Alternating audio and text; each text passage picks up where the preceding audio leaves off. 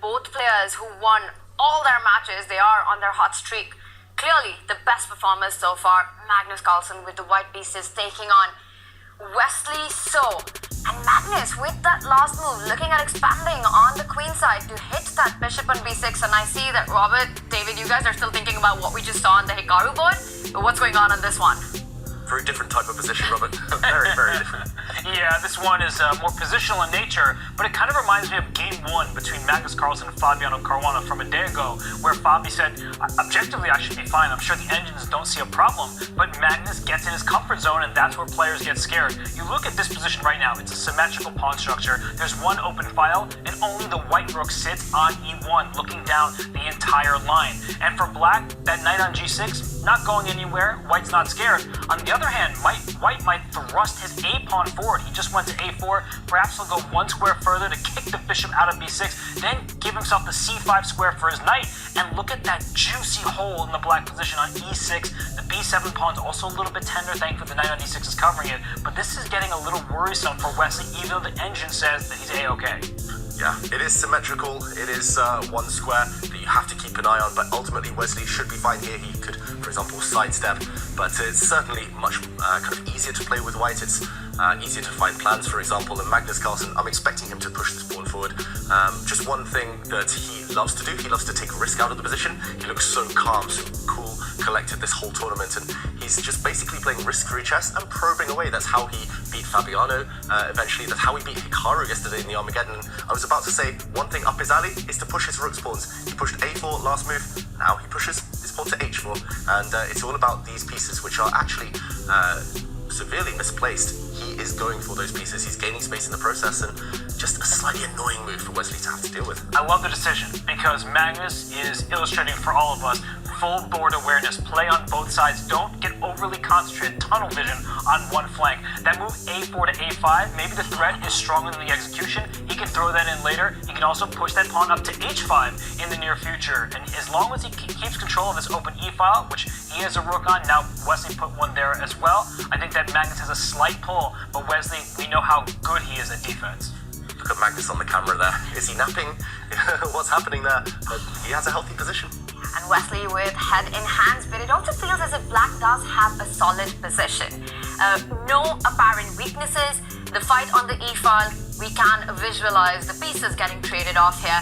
And I see Magnus pushing the a-pawn, pushing the h-pawn, but I have to say, black should be fine in these positions as well. You've got your bishop falling back to c7, you've got the trades on the e-line, the knight on d6 is a nice little square, eyeing the e4 and the c4 outpost, and it just feels like the kind of position that will most probably fizzle out into a draw to me. Yeah, especially knowing that it's Wesley, so sitting behind the black pieces, rock solid, he's got what he wants, symmetry almost. But these moves, they are slightly frustrating. Pawn to h5 now, the black knight is forced back. Choice of 3 different squares, nothing too comfortable.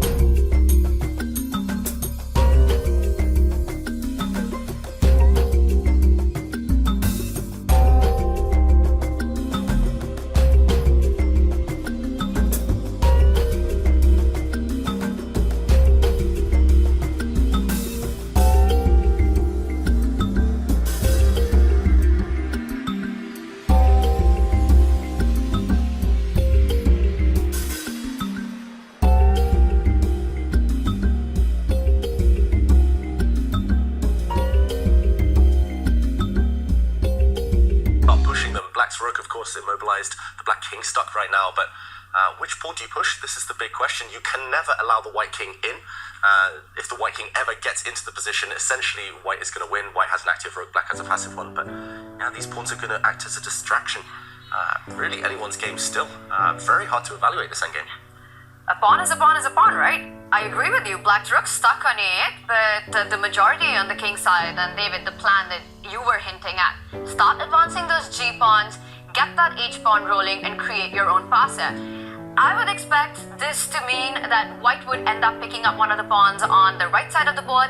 Eventually, Wesley picks up the a7 pawn, and we will perhaps have the draw that seemed like the outcome that we were expecting out of the opening. Yeah, the draw is still the favorite, just because I don't think either side has any clear-cut plan of breaking through, but yeah, it feels like Magnus may be able to test his opponent somehow if Wesley pushes at the wrong time.